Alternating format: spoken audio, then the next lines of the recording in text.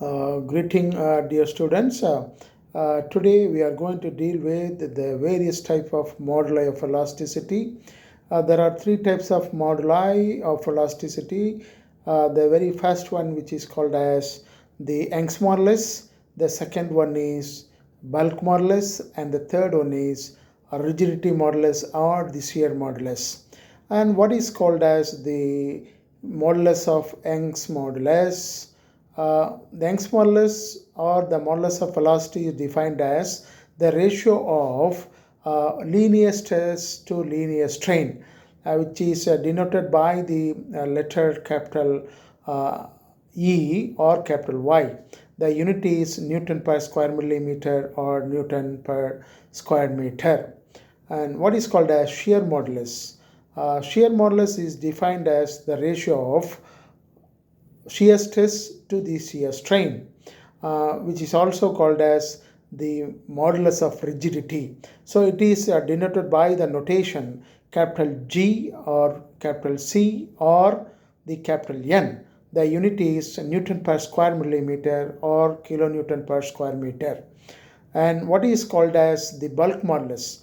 Bulk modulus is defined as the ratio of the direct stress, or which may be of the tensile or the compressive stress, to the volumetric strain. Volumetric strain is always measured in terms of cubic millimeter per cubic millimeter. The unit of the bulk modulus is kilonewton per square meter or Newton per square millimeter.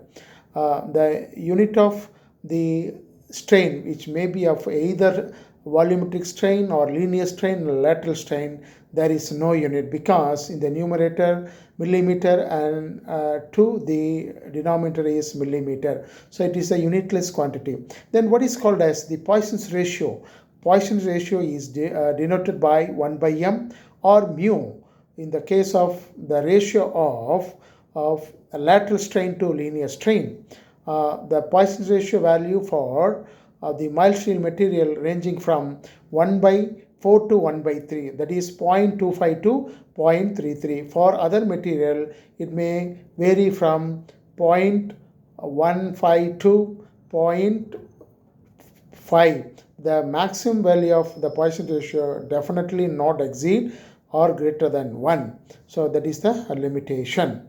Then in the case of the composite sections, the section which contains more than one material, either copper and steel or copper and aluminum, steel and aluminum, or any other two material which have a different properties, right? So that is called as the composite section. So how the composite section will carry the load from the composite sections or the different type of sections.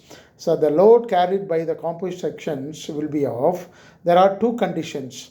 The total load will be equal to the addition of load taken by the individual material. So that is, for example, you can take steel and copper. So the total load capital P is equal to load carried by the steel, that is P suffix X, plus load carried by the copper, P suffix C. So that is the very first condition.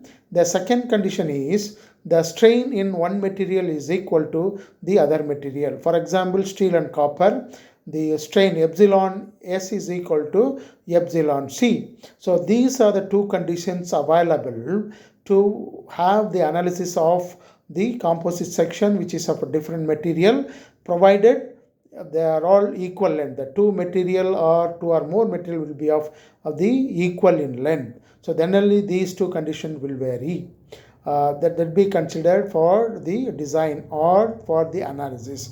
If the length of the two material is not equal, so LC is not equal to LS, in that case, what are the conditions to be satisfied in the case of composite sections?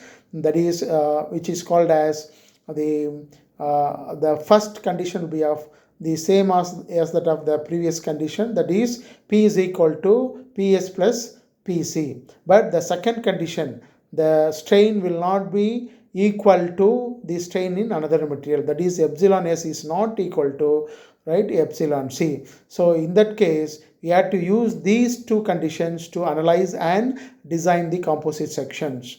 And thank you very much for patient listening. Thank you.